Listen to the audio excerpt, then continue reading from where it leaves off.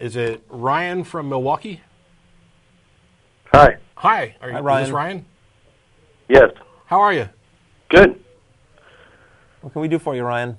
Well, I was wondering, what do you think about, can a belief in God be beneficial to a person? Do you think yes or no? Sure. But obviously we're atheists, so we don't think that overall it's beneficial. But sure, you can point to specific things where it might be helpful, like being accepted by your community. That could be helpful. Did you have some particular kind of benefit in mind? I was just thinking it would give someone a sense of satisfaction and maybe a purpose. Okay. Sure, it could do that. Okay. Is that all you wanted? Well, yeah. Like I said, we're atheists. We've looked at the issue, and we think the costs outweigh the benefits. And one of the big costs is you wind up believing something that there's really no good reason to. Okay, but what is exactly bad about believing something that there's no good reason to? Well, are you familiar with the state of evolution education in the United States? Yes. That's driven by a bunch of people who believe something for no good reason, and thinking it's important then to get other people to believe the same thing, and as it comes into conflict with something there is a good reason to believe, which is evolution, and that's an unnecessary conflict. And I think there's another example too that you might think of, because we've never said that there's no benefit. You could find benefits for almost anything. There's a benefit to taking heroin. You feel good for a while. But my concern is more about truth. For example, and you asked, kind of what's the harm in believing something if it makes you feel good? Well, what if you believed that you had won the lottery? You didn't have any good evidence, and you didn't have any reason to think that it was actually true, but you believed that you won the lottery. What you believe is going to change how you act. Or you're going to go on and you might feel good. Hey, all of a sudden I'm rich. But if you start acting as if you're rich when you're actually not, then you're doing harm long term. You're going to run up bills and spend money you don't have and find yourself in a terrible situation afterwards. Right. So that happy feeling has a cost. That's what we're talking about. Though. How's that? Well, because like you said, if you think you won the lottery and then you run up bills and whatever, it's going to come back and get you. Yeah. But when it comes to a belief in God, you'll never know until you die. Well, so it doesn't really. But it's not. The consequences of religious belief here in the U.S. are, things like the interference with evolution education, which is a consequence that is happening now. We don't have to wait until Christians die in order to find out whether they were correct in interfering with the teaching of evolution. This is a problem that's now. More specific than believing in a God, because many people who believe in God. I think maybe even the Pope does. Beliefs have implications, and the rejection. There are of course people who believe in God that accept evolution, right? But a lot of them don't. And the ones that may think that evolution is okay, even though they believe in God, may reject medicine. We've got what is that? Christians that are against taking medicine and wind up killing their kids. Christian scientists. Right? These are all, those other beliefs that are related to the belief in God are part of an entire belief system that naturally forms around any view that you have. And if the core of it is not true, all of this stuff is unnecessary. But there are problems that are caused right here and now. It's not simply a question of, maybe they're right, maybe they're wrong, and they'll find out when they die. I mean, do you have?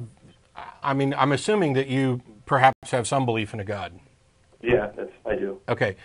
Now, does your particular belief, because you seem to be asking, is it possible to have a benign belief in a God? Yeah, that's right. Sure. And as far as I can tell, it's largely irrelevant.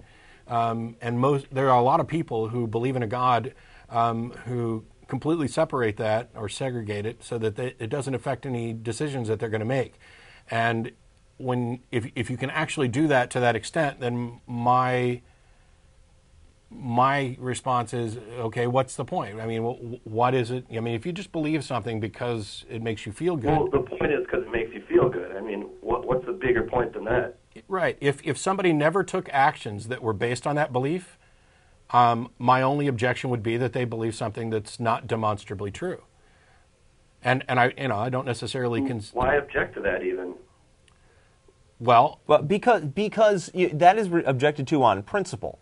It could be. You could find somebody who believes in a God, but acts as if that God does not exist. It doesn't change their behavior, doesn't react to situations they encounter in life any differently than someone who does not believe in that God. That's possible. And maybe you're one of those people. But a lot of people aren't, and that doesn't change the fact that fundamentally it's better to believe true things than false things. Or let me rephrase that and say it's better to believe things that you have a good reason to believe instead of just believing things that make you feel good. There's all kinds of things you could believe just because they make you feel good, and a lot of those things, if you really believe them, are going to change the way that you behave, and if the things you're believing that because they feel good are not true, then the changes that they make in your behavior are going to be counterproductive.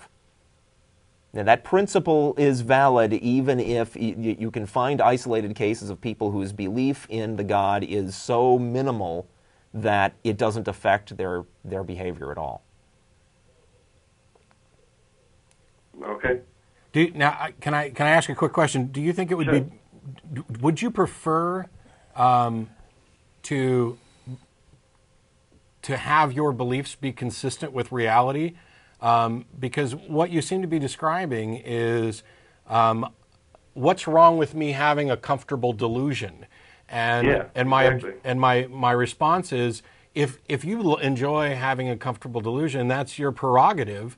But I am not comfortable with that, and I think that we can demonstrate that having a worldview that is consistent with reality and as delusion-free as possible is the best way to go about making decisions. Because even though you may think that your God belief doesn't really have any effect on anything else, it seems to me that in order to justify that, you have to commit some logical fallacy. You have to train your brain, or your brain has to have been trained, to accept non-truths that are comforting.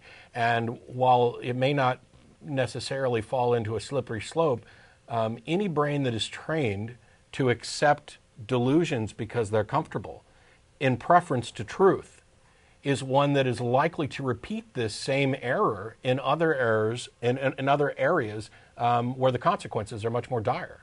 Would you agree with that? Yeah, I think that's definitely a possibility, but I think in many cases people often separate like reality from their beliefs.